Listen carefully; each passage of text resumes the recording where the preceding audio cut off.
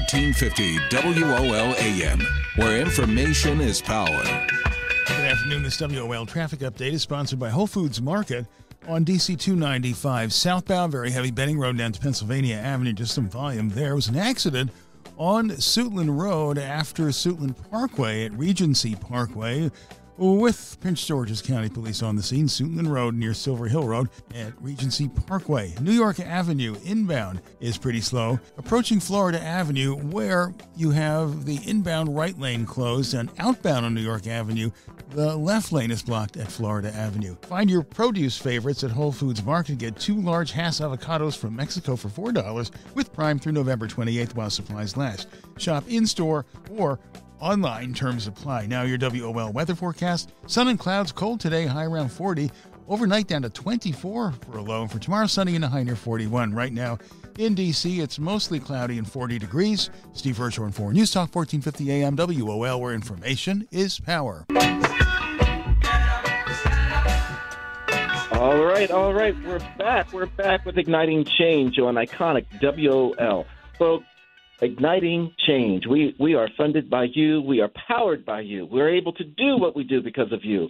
We encourage you to go to tjcoalition.org this Giving Tuesday and give us some money, give us some support, because what we do is when we go out to North Carolina, when we go out to Georgia, when we go out to Chicago, Pennsylvania, when we go to Milwaukee, Wisconsin, wherever we go in the country and we're fighting for voting rights, we're bringing along our John Lewis bus and our Freedom Riders, 18 to 35-year-olds that are trained to go out there and get involved and fight for your right to vote. That's all funded by you. So we need your help. We need your continued assistance, because I'm going to tell you, 2024 is going to be a battle. We're listening to Arkansas right now as we're talking to Joshua Price and as well as Denise Lieberman, and they're telling you that the war room is ready for you.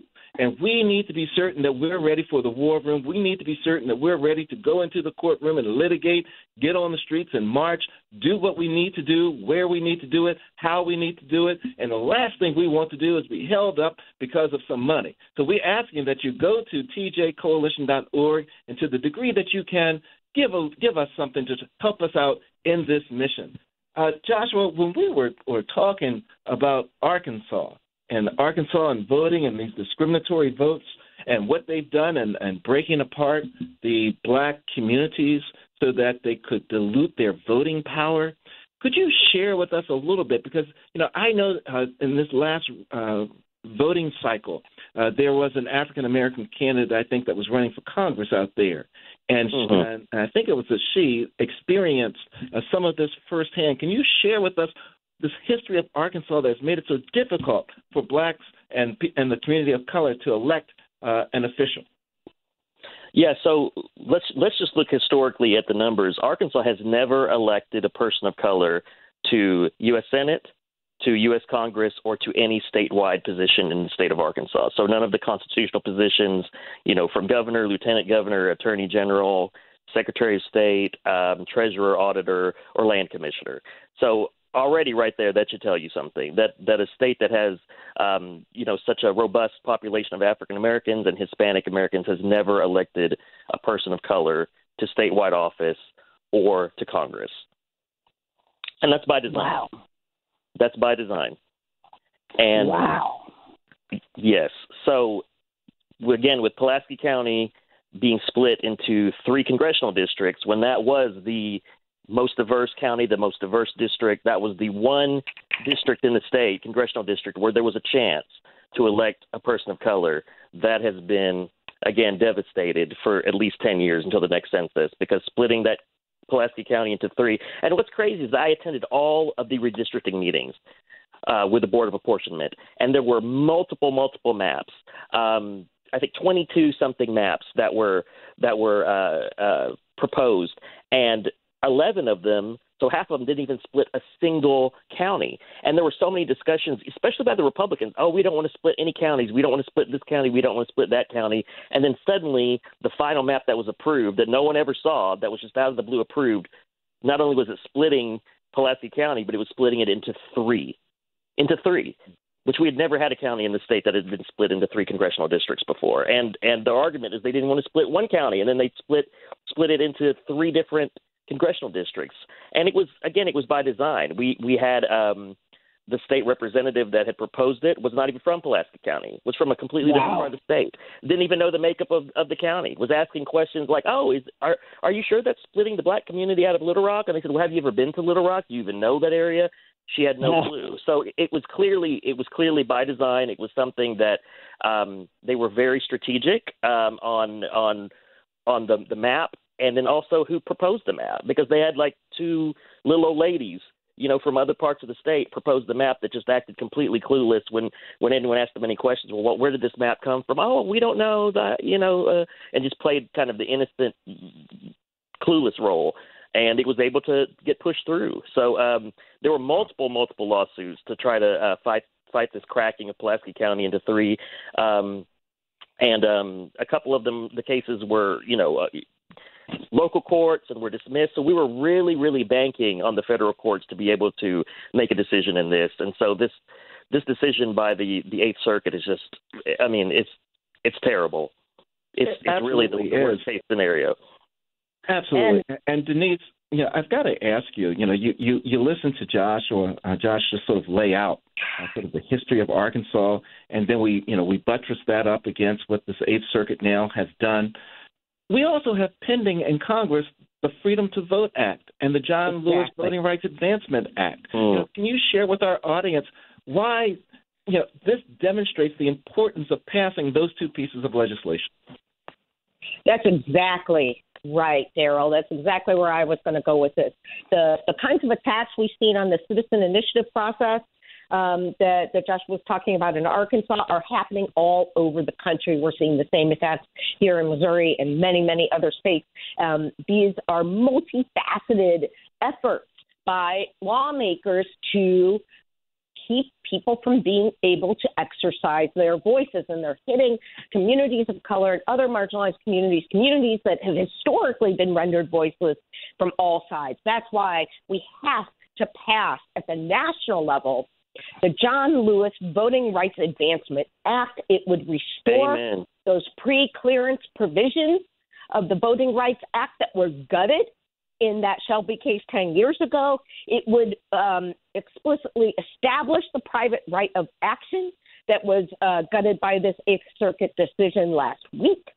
It would help guarantee that people would be able to raise the claims and that government would be actually held accountable for it passing and implementing discriminatory voting laws. The Freedom to Vote Act has also been introduced in Congress multiple times. Both that law and the John Lewis Voting Rights Advancement Act passed out of the House in the last Congress, didn't make it through the Senate. Now we're seeing the opposite effect here with this particular Congress.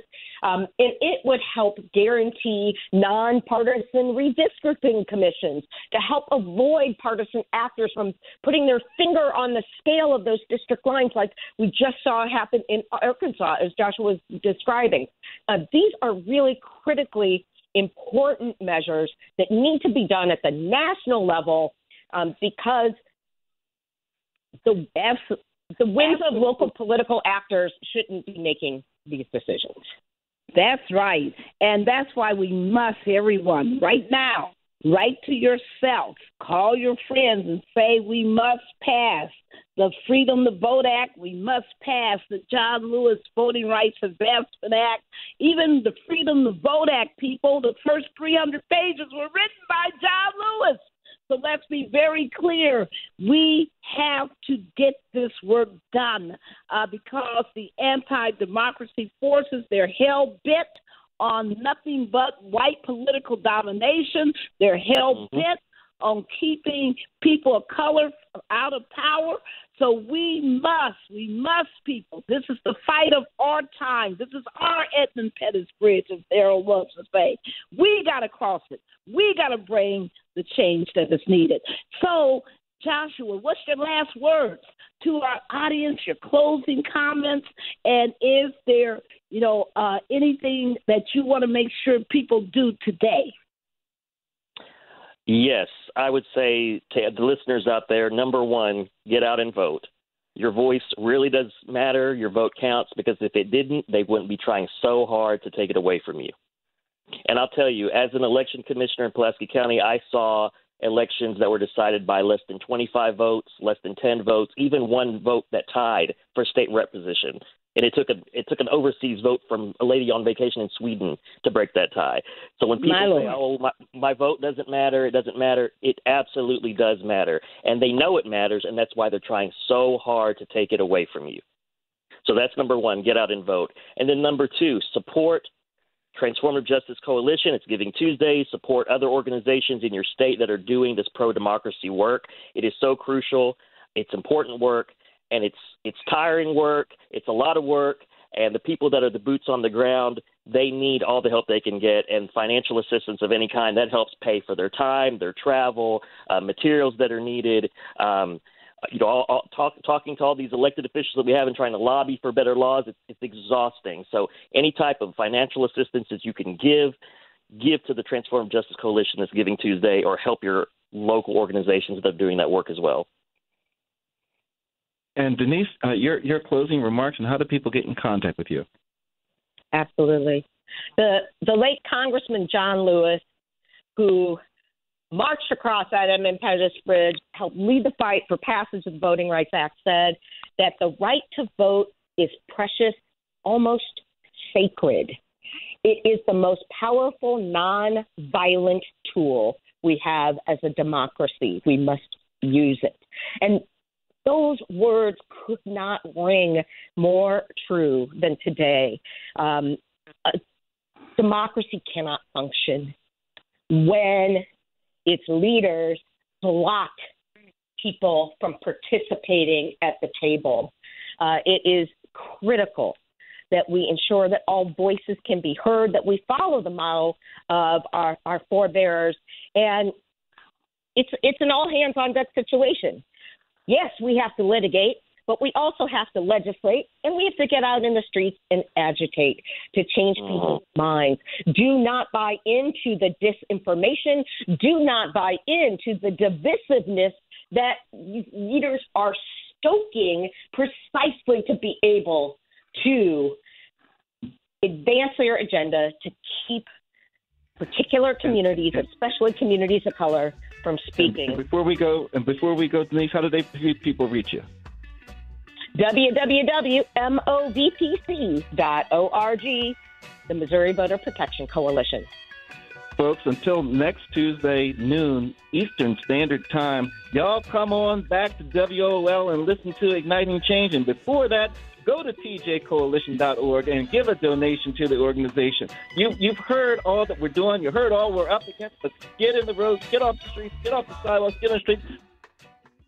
Has your teen received their meningitis B vaccine? Patty Wukovitz, Executive Director of the Kimberly Coffee Foundation, shares her story. My daughter Kimberly was a healthy high school senior when she came home from school complaining that her entire body was in pain. As a nurse and a mother, I became immediately concerned. When the doctors confirmed Kimberly had meningococcal meningitis, I learned that the MenACWY meningitis vaccine that Kimberly had received did not protect her against meningitis B. Kimberly was fighting for her life. The most difficult decision I ever had to make was to remove my beautiful daughter from life support. 2 different meningitis vaccines, MenACWY and MenB, are needed to help protect your child against meningococcal meningitis, which is the most common form of bacterial meningitis in adolescents. Parents of teens and young adults, be sure to talk to your child's doctor about how to help prevent meningitis B. Learn more at meningitisbactionproject.org. This message is brought to you by the Kimberly Coffee Foundation with support from Pfizer. What if an art collection gave you a fresh new way to see yourself and the world? Discover the Barns of Philadelphia. On the walls of the Barns, artists such as Renoir and Picasso share space with stunning African mass and Native American jewelry in ensembles that invite the viewer to draw their own connections across artistic traditions and time in a singular immersive experience. From tours and classes to family programs and art after hours with cocktails and performances, there's something for everyone. The Barns. See art differently. Tickets at barnesfoundation.org. WOL Washington, D.C. W240DJ Washington. 95.9 WMMJ HD3 Bethesda. WKYS HD3 Washington. WPRS HD3 Waldorf and worldwide at WOLDCnews.com.